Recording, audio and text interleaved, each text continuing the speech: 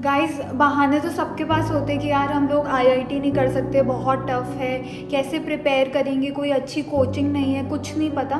So today we are going to meet Jyoti, जिसने बिहार के एक छोटे से गांव से होके आज वो आईआईटी बॉम्बे में है। तो हम लोग उसकी जर्नी सुनेंगे and of course it will be very inspiring to everyone who is prepping for the same. So do watch this video till the end. और अगर आपको लगता है कि आपको कोई फ्रेंड है जो अभी प्रिपेयर कर रहा है और उसको थोड़ा मोटिवेशन चाहिए, तो do share this video. I hope you guys like this video, share and subscribe to this channel. Hi Jyoti. Hi, hello Sandhya. How are you? I am good. How are you? I'm also good. So could you please introduce yourself? Yes, I'm Jyoti from IIT Bombay at second year BTech student from Metallurgical Engineering. So let's start with the admission criteria, because of course IIT Bombay is a brand in itself and everyone wants to go there. So what exactly is the admission process, and how difficult was IIT for you? Like how were the preparations and how was everything? We just want to know everything about it.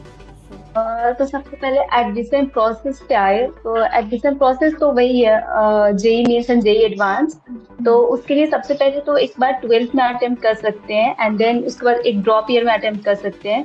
और सबसे पहले JEE main qualify करनी होती है, then JEE advance qualify करनी होती है। तो ये बेसिक तो प्रोसेस यही है बीटेक में आने के लिए। बाकी और सारे बीडीएस डिजाइन वगैरह में आने के लिए यूसीड ये सब होते हैं। तो ये यही था। और उसके बाद डिफिकल्टी के बारे में तो ये डिफिकल्टी तो है। 2 साल हमें पूरे इतने सारे क्वेश्चन प्रैक्टिस करने होते हैं, इतने सारे सेल्फ डाउट होते हैं, पीयर प्रेशर होता है बहुत सारा करने के लिए। तो यस, डिफिकल्टी तो बहुत सारे आए। लाइक मैं कोविड बैच की हूँ तो उसमें मुझे घर पे रह के प्रिपरेशन करना पड़ा। तो उस टाइम तो मुझे बहुत सारी चीज़ों से गुजरना पड़ा। लाइक नेटवर्क इशू, मैं गांव में ही रह के प्रिपेयर की थी तो नेटवर्क इशू, ऑनलाइन क्लासेस में डिफिकल्टी, तो बहुत सारी डिफिकल्टी आए लेकिन फिर भी करना पड़ा। ओके, तो हमको आपकी जर्नी जाननी है कि आप कहाँ से हो और आपको कितना टाइम लगा प्रिपेयर करने में, और आपने कैसे कैसे प्रिपेयर किया। आपने मतलब कोई इंस्टीट्यूट ज्वाइन किया था उस टाइम, या फिर खुद से ही आप सेल्फ स्टडी करते थे। बेसिकली मैं नवोदय से हूँ। मतलब मैंने 10th तक नवोदय से किया था और उसमें एक ऐसा होता है कि 10th में एक एग्जाम होती है, कॉम्पिटिटिव एग्जाम, जिसको क्वालिफाई करने के बाद गवर्नमेंट उसको खुद से कोचिंग करवाती है 11th 12th जेई और नीट के प्रिपेयर के लिए। उसका नेम है एक तो दक्षिणा फाउंडेशन एंड एक एक्स नवोदय फाउंडेशन। तो एक्स नवोदय फाउंडेशन में मेरा हुआ था। तो मैं उसमें 2 ईयर के लिए गई थी कोचिंग के लिए। तो यस, मैं उसमें प्रिपेयर की थी उस कोचिंग से पूरे 2 ईयर। बाहर से अभी बॉम्बे कैसा लग रहा है, मज़ा आ रहा है। हाँ, बॉम्बे तो पहले से ड्रीम प्लेस था। मतलब मेरे बचपन का ड्रीम प्लेस बॉम्बे ही है। तो कॉलेज मिला तो मतलब वो पूरी जर्नी दिख रही थी कि हाँ ऐसे करके ऐसे फाइनली हमने किया। सो आपने 11th 12th दोनों स्टडी किया था, या सिर्फ 12th 12th में आईआईटी के लिए प्रिपेयर करना चालू किया था। नहीं नहीं नहीं, मैंने दोनों ईयर किया था। मैंने 11th में भी किया था, 12th में भी किया था। तो 11th और 12th के हाफ जो है वो मैं घर से की थी ऑनलाइन, कोविड बैच, तो घर से ही करना पड़ा। तो यस, मैं 11th 12th घर से की, बाकी जो 12th आधे थे वो कोचिंग से जाके ऑफलाइन की थी।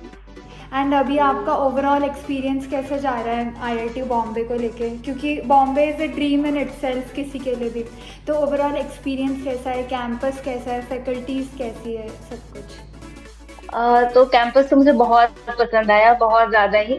जैसे यहाँ पे हर कुछ मिलता है। सबसे पहले तो एक नीट क्लीन हॉस्टल चाहिए होती है सबको, वो मिलती है।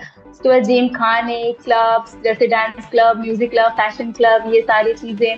And library, reading hall, lecture hall complex, बड़ा सा ग्राउंड, मतलब जो भी हमें चाहिए कॉलेज में लेने के लिए वो सारी चीजें मिलती है। तो मुझे कॉलेज तो बहुत पसंद है, कैंपस इसका बहुत अच्छा लगता है। तो फीस स्ट्रक्चर क्या है इंजीनियरिंग का? फॉर 4 years का प्रोग्राम है ना आपका।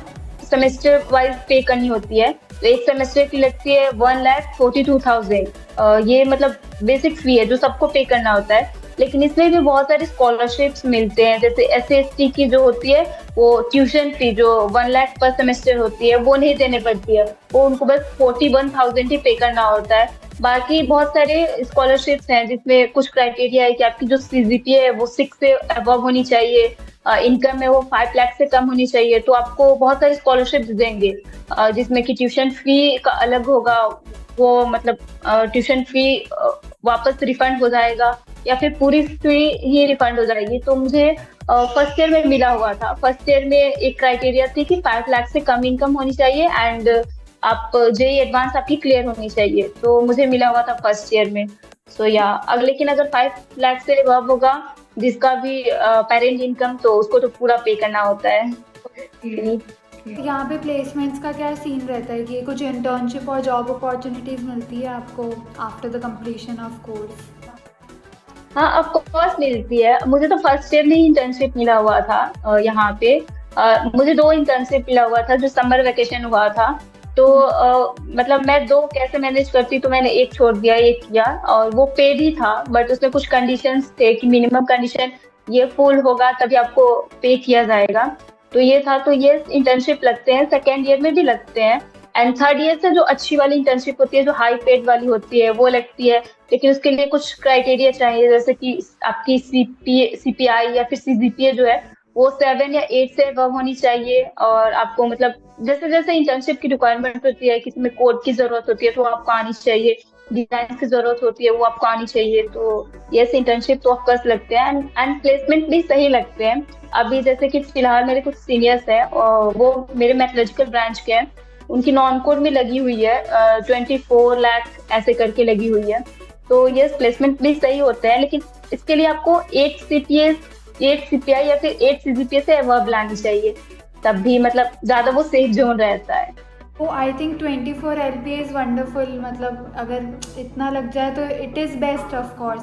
तो स्टार्ट में इतना लगना तो बेस्ट ही है। तो हाउ वाज इट? ये of course this is your dream college, और आपने कभी सोचा था कि बिहार से अभी बॉम्बे में, वो भी one of the best top colleges of India में आप अभी हो? It is of course congrats to you. And so what one advice will you give to students जो अभी प्लान कर रहे हैं आईआईटीज़ में अप्रोच होने का? मतलब आपको क्या लगता है कि क्या चैलेंजेस आपने फेस किए थे while preparing for IIT, and of course अभी आप वहाँ पे हो, तो आप क्या एडवाइस दोगे स्टूडेंट्स को? एडवाइस तो मैं यही दूंगी, सबसे पहले तो पेशेंस रखो। 11th एंड 12th में बच्चे यही नहीं रखते हैं, मतलब उनको बहुत ज्यादा सेल्फ डाउट होता है। एक क्वेश्चन सॉल्व नहीं हुआ तो बहुत ज्यादा ये होने लगते हैं कि मुझसे तो नहीं होने वाला। तो सबसे पहले तो पेशेंस जरूरी है and then consistency. And third, बहुत सारे आएंगे बीच में, डिफिकल्टी बहुत सारे आएंगे। हमारे बीच में भी बहुत सारे इश्यू आए थे, मतलब मैं तो बहुत ज्यादा प्रेशर में रहती थी। कभी कम मार्क्स आ गए उसके लिए, कभी नेटवर्क इश्यू हुआ, कभी पेरेंट्स का कुछ हो गया, उसमें तबीयत खराब हो गया, मतलब बहुत सारी चीजें हुआ था। कभी कोचिंग का अच्छे पढ़ाई नहीं होना, कभी क्लासेस नहीं हुआ, कभी टेस्ट नहीं हुआ, मतलब बहुत सारी चीजें चली थी। लेकिन वो सब झेलना पड़ता है, झेल के कैसे भी करनी पड़ती है। तो मुझे तो बहुत सारी डिफिकल्टी हुआ था, लेकिन फिर भी मैंने मैनेज किया। लास्ट तक जाके बहुत ज्यादा ही मैनेज किया था, बहुत ज्यादा ही, मतलब 18 घंटे ऐसे तो पढ़ाई मेरे हो ही जा रहे थे। तो मैं तो एक यही एडवाइस दूंगी कि मेरी एक मिस्टेक थी कि मैंने बहुत सारे बुक्स कॉपी स्विच किए थे। लाइक मतलब मेरे प्लेसेस भी बहुत सारे स्विच हुए थे कोविड की वजह से, जिससे मैं सारे बुक्स एक जगह से दूसरी जगह नहीं ले जा पा रही थी। तो जैसे प्लेस चेंज किया वैसे ही अपनी बुक्स कॉपी भी चेंज कर देती थी, जिसकी वजह से मेरे कुछ चैप्टर्स के कंसेप्ट है वो मेरे मतलब पूरे एक सिस्टमैटिक वे में नहीं बैठे थे, जिसकी वजह से मुझे कुछ चैप्टर्स मेरे वीक पोर्शन हो गया था कुछ उसमें। तो मैं तो एक सबसे पहले यही एडवाइस दूंगी कि प्लीज एक बुक, एक नोट्स, वही from the first till the and वही फॉलो करो, कि ज्यादा बुक कॉपी स्विच मत करो। तो मेरी तो एक यही है। एंड पेशेंस एंड कंसिस्टेंसी बहुत जरूरी है इसके लिए। I think this was it, Jyoti. Thank you so much for being a part of this video. Of course सबको इंस्पिरेशन मिलने वाली है आपने जो भी बात कही, और ऐसा कुछ भी नहीं होता कि यार अगर मतलब मैं यहाँ से हूँ तो मैं कर नहीं सकता। मतलब लोगों के पास एक्सक्यूजेस तो बहुत होते हैं देने के लिए, but of course you did it, आपने मेहनत की।